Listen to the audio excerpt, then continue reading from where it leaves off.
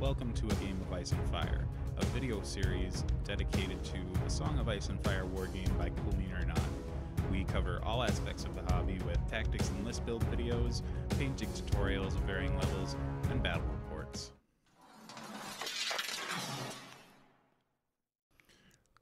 In this video, we've got the Night's Watch going into the Lannisters, and I'm actually playing Night's Watch this time. I decided to go with a Jeor Mormont-led list just to see what he's all about.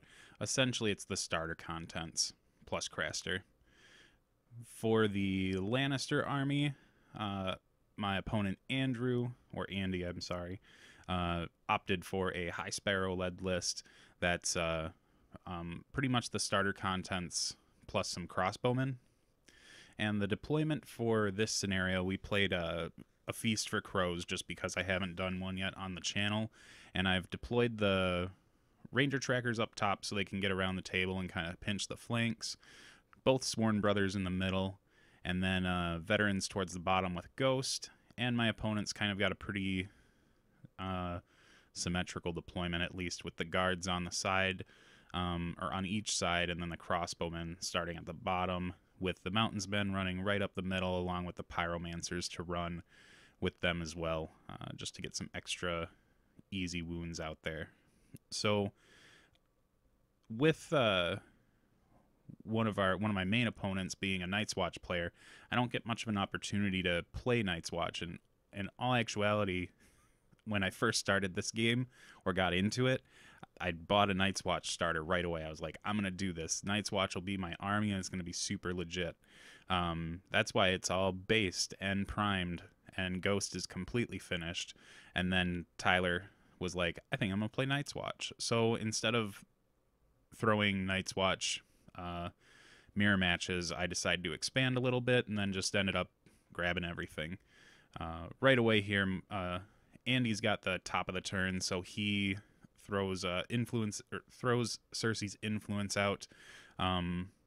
It looks like I had taken the missive with Bowen Marsh, and then he responded by putting Cersei down on the coin, I think it was, to get rid of the condition that I dropped. And then I think he played Hear Me Roar or something else to trigger a panic test on Jeor's unit. They ended up doing pretty well, especially when I played Jeor's Vow, where they get to roll an additional die for that morale check. And I followed up by putting Aemon on the maneuver position to get Jeor's unit moving up the board, because I know I'm going to have to smash through that corpse pile. Now we've got Pycelle coming down to weaken Jeor's unit and then zap them with the crown. They do just fine. For one reason or another, it was just a lot of modifiers. We got a corpse pile there. We got Cersei. We got the crown bonus and everything, or the crown negative. Craster then comes down on the swords, only to stop High Sparrow from coming down and influencing my opponent's stuff. And in this video, the light's gonna change a bunch. For the first time in a while in Wisconsin, it's been quite nice out. So I have the window open in my gaming room, but the blinds for it are not cooperating with me, so they kind of keep blowing open and closed. It's just it's a struggle to want to be in a comfortable room with lights blazing down on you. So I apologize for that in advance, but I think it's not so bad over the course of this whole video. Now, the High Sparrow can be a tricky commander to pilot properly. A lot of the cards that he has are pretty. They're not like cards in other decks. So it's just difficult for a newer player to get a handle on them. But when you've got stuff with Lannister supremacy and High Sparrow, that's usually good enough to just like base a list off of. And Feast for Crows is pretty good. Is a pretty good scenario for Lannisters to play in general, just because they trigger so many panic tests. It's almost like you're gonna rack points up really fast here. So in the middle of the table, I've got the in this Sworn Brother unit, I decided to plop a Night's Watch recruiter in there just as a proxy. I was a little bit low on points, and I wanted to get Jon Snow I wanted to get Lord Snow in the list as an attachment. I wanted Ghost, and I think that Jon's abilities are pretty decent. So having the Night's Watch recruiter, I felt like was going to work out all right. But Jon as an attachment's pretty nice. I mean, Jon as a commander is probably just better in general, but that's a different story for a different day. I think my opponent right now is trying to math out how long it's going to take for the Pyromancers to get in to start doing work.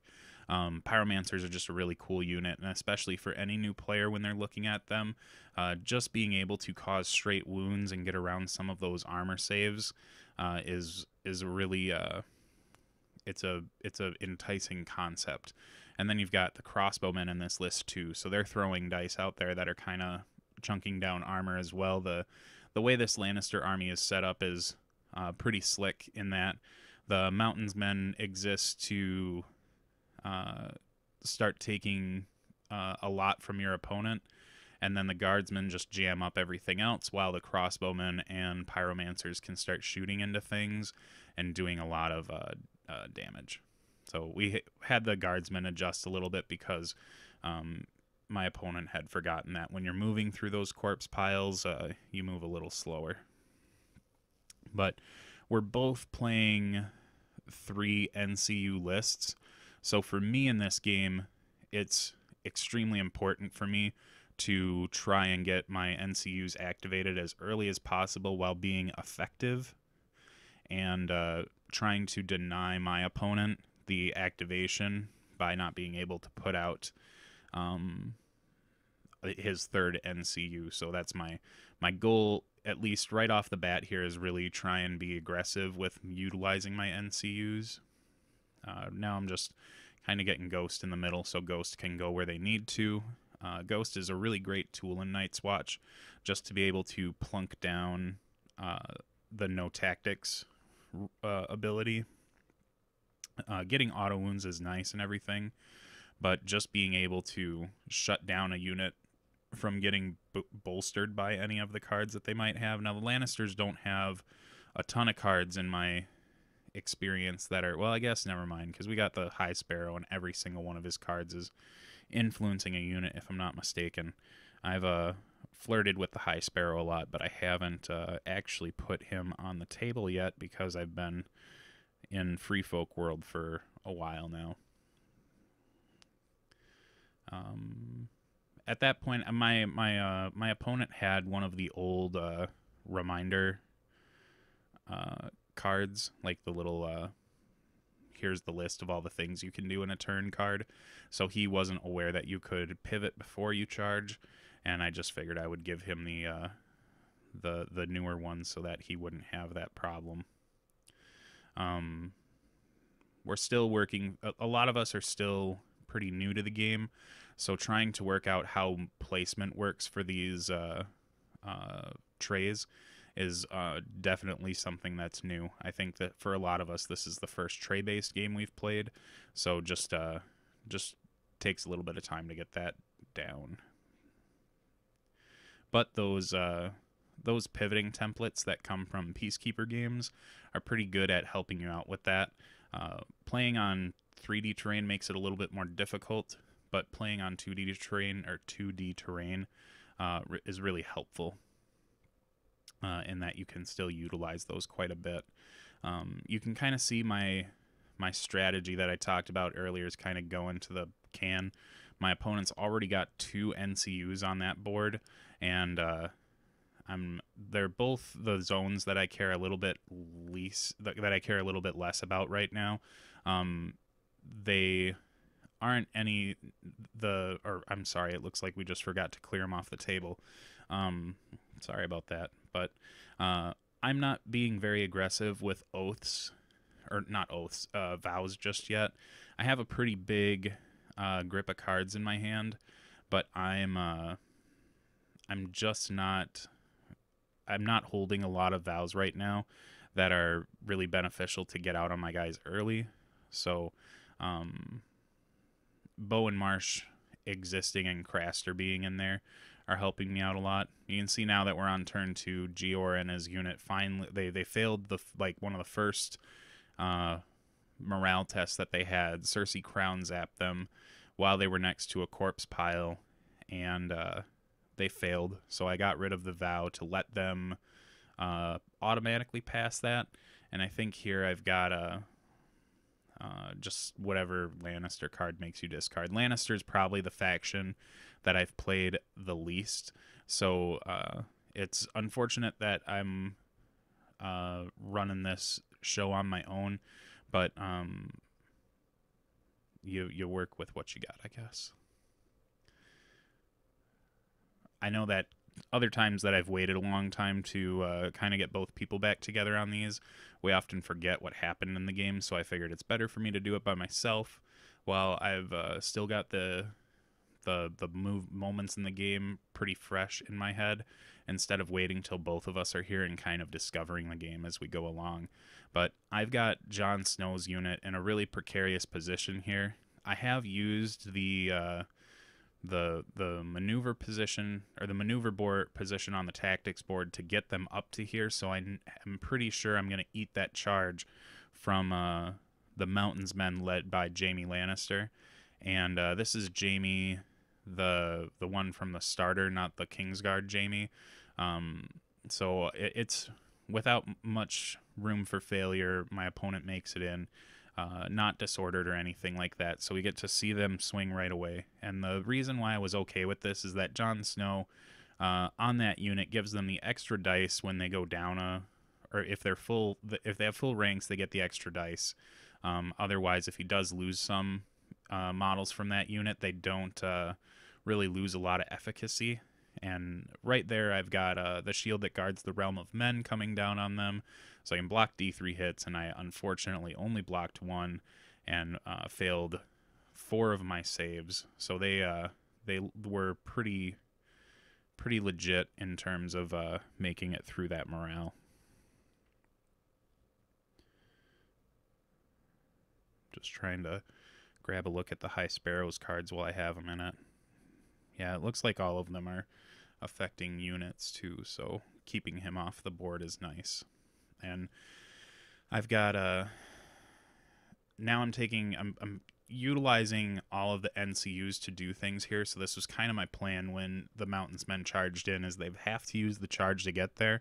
So that stops my opponent from activating another NCU, and I get to put down Aemon. That allows my unit to heal up a couple to get those full ranks again, so I'm throwing a lot of dice with those Sworn Swords. And then we do crash into the Mountains Men and do a pretty decent chunk of damage. They're not very resilient, and they also with Sundering, they're not really holding their own after that. But the in kind, my opponent responds by throwing another NCU down to heal them, which then I decide to take the missive, which is so strange for me to when that happens to be the last one, because I think it's one of the better. I mean, they're all good in their own scenario, but I think always that missive is going to be great. So Craster comes down on that and stacks me up pretty high with cards in my hand now.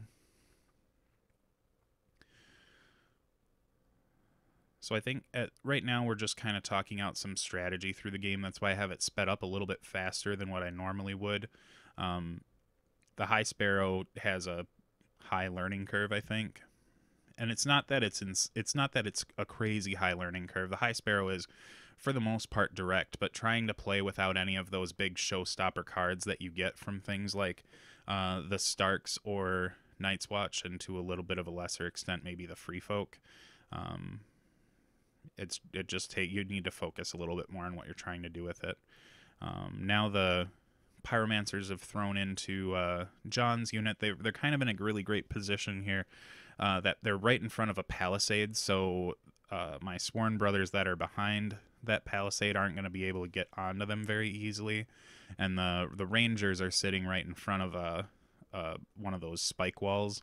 So they're going to be taking some wounds going over that in order to get to those Lannister guard, which really just want me to get into them anyways.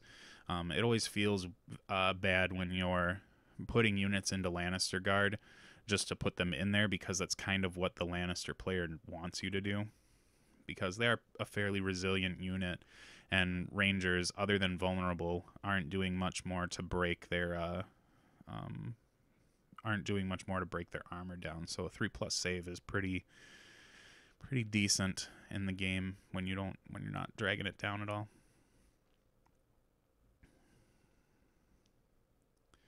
So we're on turn 2 at least, so we're starting to lose some of those, or gain some victory points on units. I think Jon's unit has failed 1 morale test, so they have a coin on them, and it looks like Jeor is we're lining up to take some shots into Jeor's unit. I stuck Jeor in the veterans because the veterans are really consistent in terms of their attack dice. They don't do a lot in terms of, they don't do a lot to adjust the combat as much as the Sworn Brothers do, but I really wanted to give the veterans a try other than just being a survivable brick of consistency, because the veterans really are just even the whole way. They have a really good save, really good morale.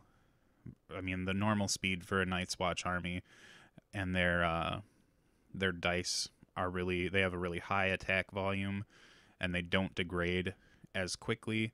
So it's a really good place to stick a commander that you want to stick around. Now, Jeor's not like Jon Snow, the commander. His cards do work with him. They synergize with him specifically, but almost not to the extent that Jon's do. I mean, Jon Snow, the commander, is pretty gnarly when he's still hanging around on the table.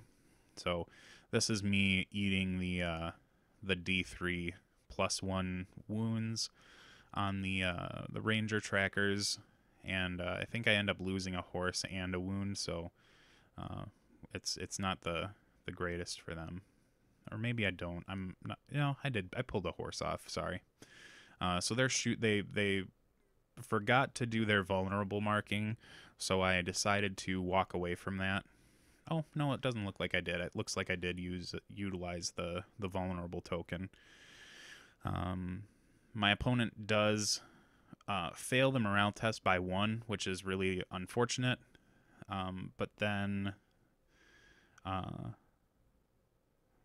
we were discussing afterwards, like, you failed your morale test by 1, but you can just kill a dude to automatically pass it.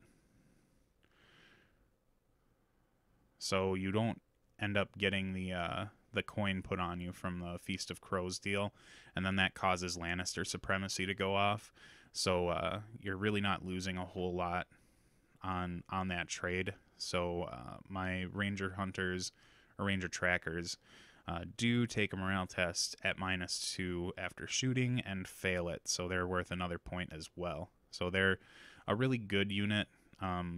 In Feast for Crows are games where where the objective is to kill things, which in Feast for Crows, Fire and Blood, that's really what you're trying to do, is just eliminate units.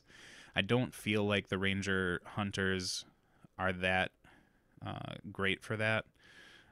They're the easiest ones to kill, and they are the ones that put out the least amount of damage. They're really supporty, and they're a fast unit for 6 points, but I really think they much rather get on objectives early and hold those in games where it matters. So they're almost a little bit of a liability, and the 2-list format really can really help mitigate the problems that they would have in a game. They're, like I said, a solid unit. A 6-point cav unit's nothing to laugh at. And you don't even need to be tempted by attachments for them. So in this game, I think they're a little bit, they're holding me back a little. But I understand and recognize their efficacy. So counterplot came down. I think this was on one of might have been on one of the vows that I had played. Oh no, it was a Jeor's card that lets him look for a vow and attach it to a unit. And I did. I think I put the +1 speed deal on them, and I figured. I think this was one where I needed a 3 or a 4 to get in if I wanted to cross that pile. And throwing 2 dice and dropping the lowest, I just decided to get a little bit reckless and go for it anyways. They did make their charge, of course. Didn't put a lot of wounds into those Lannister guard. They only got 3 to connect for whatever reason. I must have had a disorderly charge, and that's why, because I should have hit more than that. But they since the Lannister guard saved all their saves, or saved all the damage that came at them, I had a morale check from Lannister supremacy with Cersei and the corpse pile that's there, and I believe they failed that check. And this one they just took from losing a wound, or losing a couple wounds to the crossbows, also caused them to fail a panic check. So they're down 4 bodies or 5 bodies by now, and they're worth 2 extra points. And those Lannister guard are going to keep them pinned in while those crossbowmen just pelt them, which is not the greatest place to be. But with the volume of dice coming from the veterans, there's a chance that I might be able to dig myself out of that. On the top side of the screen, my Sworn Brothers activated to try and go around the palisade the other way. They figure they can go in and support the Rangers by taking out those Lannister guard pretty quickly. On to turn 3, and I believe that my opponent has the top of this one. I can't remember the turn order for this game. I never really have to discard anything. Another bit that I've noticed watching this and recounting the game in my head is that I'm not being very aggressive with vows. And it's not for lack of not having anything in my hand. I think it's just the vows are so overwhelming when you first try, or when you first play. Like, this is the first game I've ever played as a Night's Watch player, so playing against them is different because you really only have to deal with the vows that are on the table. But as a Night's Watch player, you've got to really pay attention to all the different vows you have in your hand. With Bowen Marsh and the Missive, you really get a ton of card advantage, and Craster can do that for you too. So here we've got Aemon going down on the swords again to fill up Jon's unit to full, so they can throw their, I think, 10 dice with his bonus, and then causing them to attack into the Mountains Men. So tons of 6s and tons of saves thrown at the Mountains Men. And the unit, it is pretty well, I guess it's not that obliterated. It does take a ton of wounds, though. So Mountains Men are not sitting real well in terms of trying to hold that center down. The Sworn Brothers, just point for point, are so good, and I can understand why people are starting to leave the veterans at home, because the amount of healing you get out of this army, it seems, especially when you have Jon as your commander, it really mitigates their middle-of-the-road survival, or survivability. So the veterans and their tankiness isn't really necessary when you're able to throw a bunch of Sworn Swords on the table, or Sworn Brothers on the table, and just heal the ones that you need to. It looks like Cersei is zapping Jon's unit, and it looks like they pass with no real problems. I do get pretty lucky on some of the morale checks here, but there's just so many in this game that you're bound to fail one horribly sooner or later. So now I believe Jon Snow's unit is activating for real this time, and the Mountains Men fall completely off the table. They're finally gone. So now I can pivot with Jon's unit, and I think I opt to not maneuver all that much here. I probably should have in hindsight, but I just decided not to. And as a spoiler, we did forget for this entire game to put down corpse piles when units were dying. So that's unfortunate, but the way that the table is set up right now, where there's a corpse pile underneath the guards at the top, and then there's the 2 corpse piles by Jeor's 2 units. Basically, everything is within range of a corpse pile, except for those crossbows up there. So it wasn't really that impactful. I mean, when it comes to charges in the later game, maybe it could have done something, but it's probably the easiest thing to forget on Feast of Crows is to put down those corpse piles. So I think here Jeor's unit got zapped by the crossbowmen again. Possibly might have got hit by the Lannister guard. I'm not 100% sure which one actually threw down on him.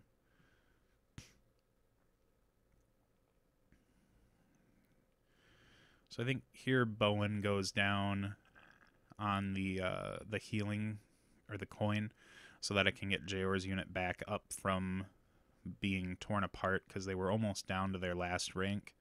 And it still gets me some card advantage out of him, so I'm not falling behind in card production at all. The maneuver position, I think at this point in the game, isn't really beneficial to me. I think the Lannister players kind of got everything where he wants it to be.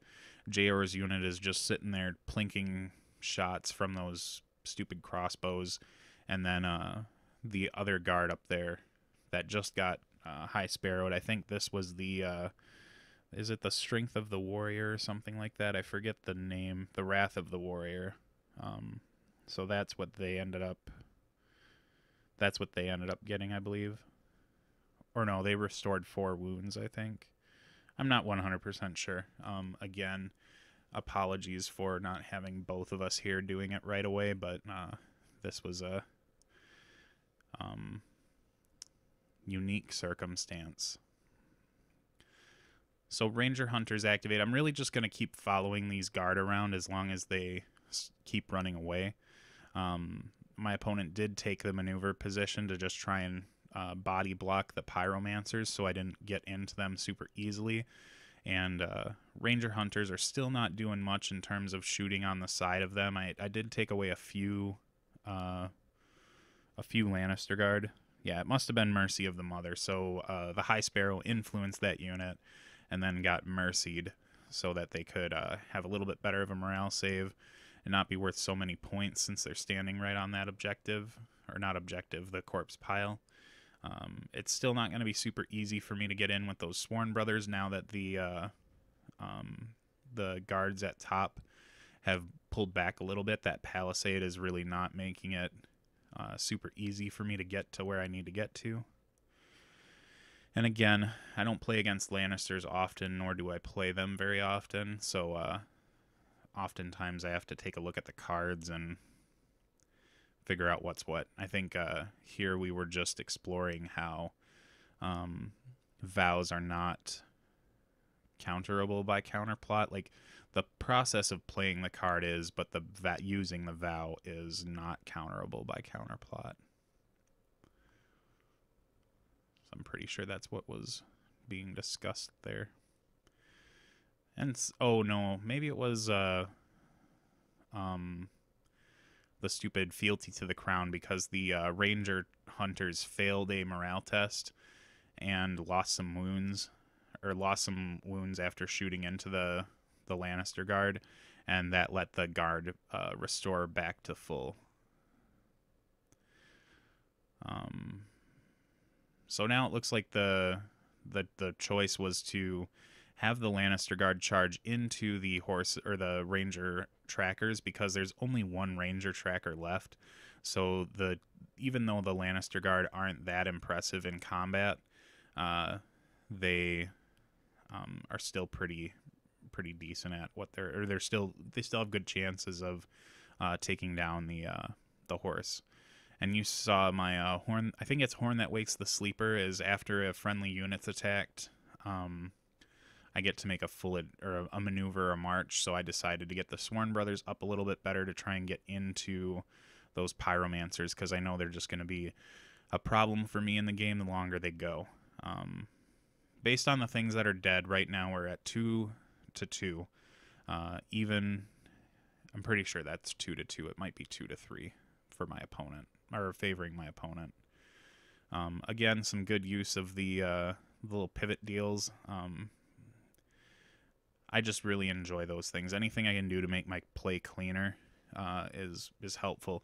You oftentimes see some people, even though they might not be trying to do it, when you spin or pivot the model, you might take a little bit more on one side, or you might pivot on a corner actually instead of on the middle.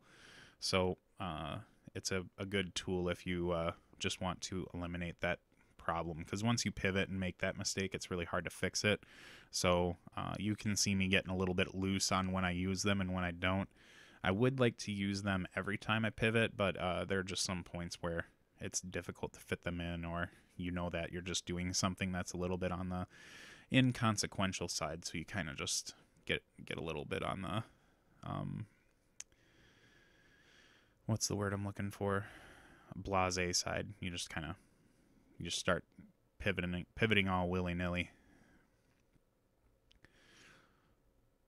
So I think my opponent puts the High Sparrow on the table just to say that he's doing something, because I've pretty consistently every turn here body blocked the NCU board with all of mine, just because I'm forcing my opponent to make some hard choices in terms of activation. So I get to utilize that board a lot throughout this game, just because I'm putting my opponent in that position.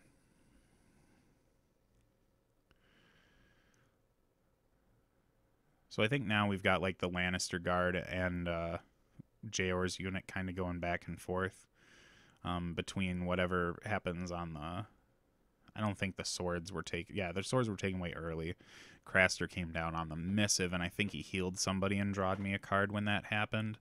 But Jeor and that pit trap up there are not... It's not going real well for them. I think at this point they've failed 3 and maybe 4 by now morale tests. So they're worth quite a few points. Thankfully, they're my most survivable unit. But the longer the game goes, the worse it's going to get for them, because even a 5+ morale at -3 and 4, it's not super great. Oh, so now Jeor, I think I put the token by Jeor because I had activated him already, but just forgot to do it.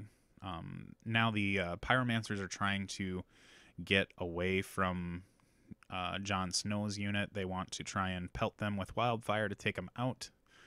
And they get a couple wounds to go through, and then a panic check on Jon's unit. I think they end up passing that one, and you always have to do like the weird calculations on here to see if you're close enough to a corpse pile or not. But like I'd said, everybody's really close to everything on this one.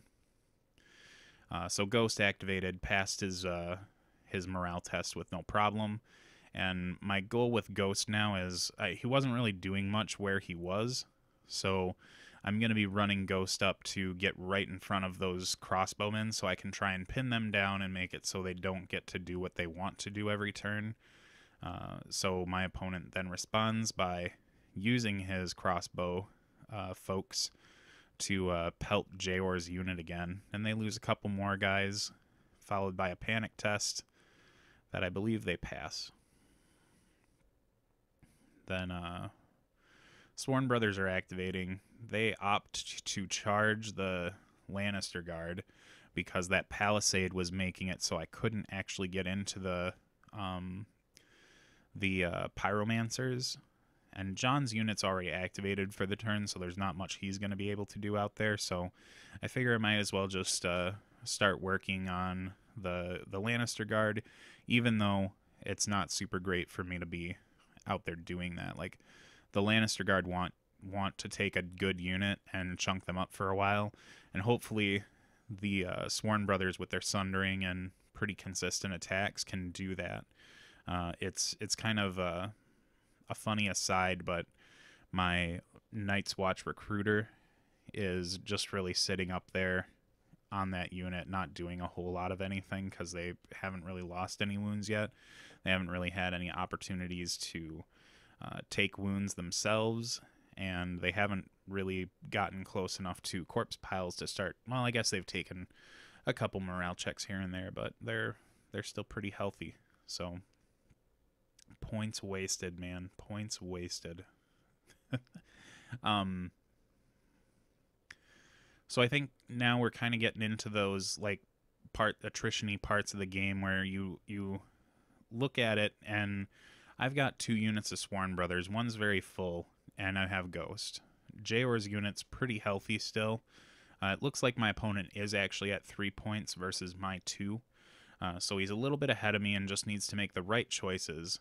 And he puts down High Sparrow to influence the Pyromancer unit to make sure that they don't fail anything anytime soon. And then throws the Sparrow down to get the crossbowman to shoot into Jeor's unit again. And I lose 3 guys, so I've got 2 sitting in that unit right now. I'm not super comfortable with that. And on a panic check, they... I can't remember how they actually do here. It's hard for me to see the dice from back here, but I think I just barely pass. And I have to respond by healing the unit back up. And Aemon comes down and puts 5 bodies in that unit. I just slam out that. The one that everyone hates is Aemon going on to the coin when the unit's so down in terms of bodies.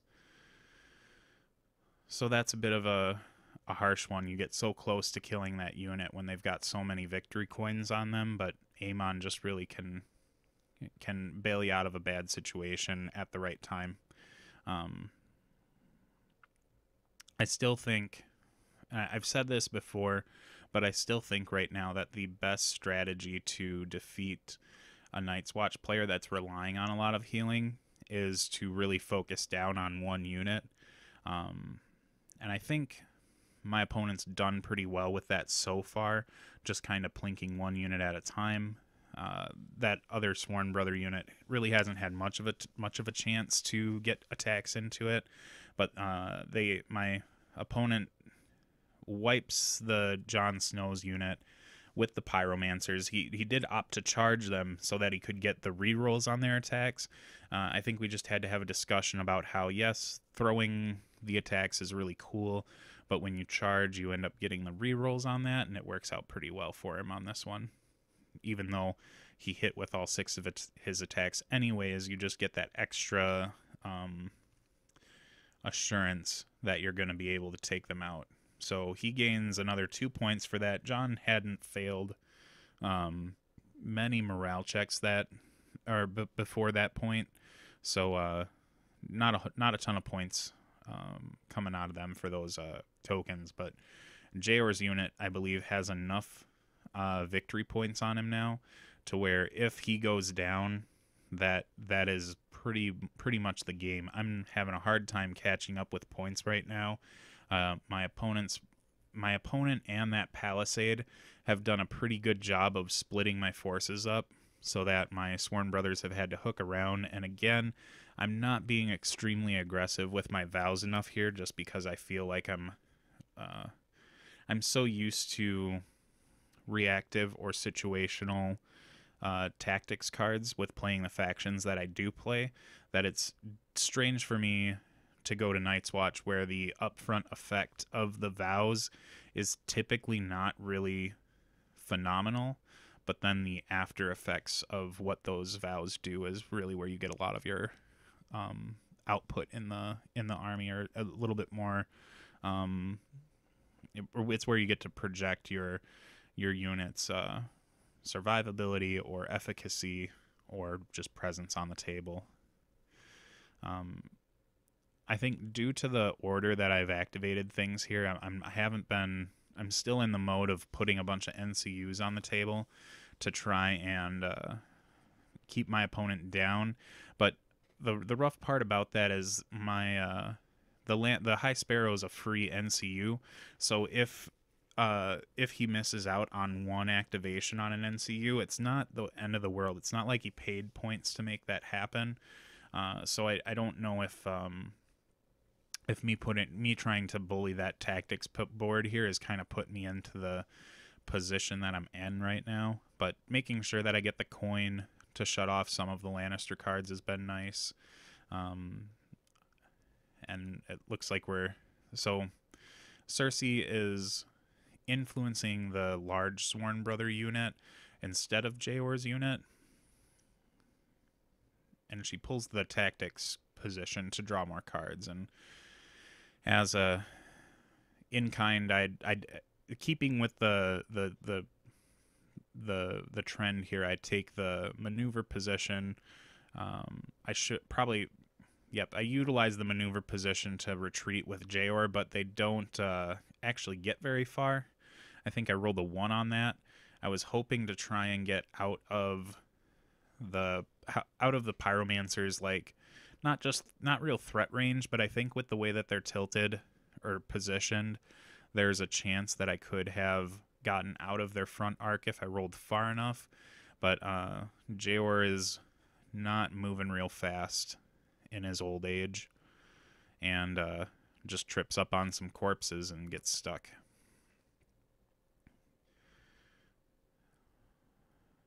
So I think now the pyromancers might be activating and take a morale test.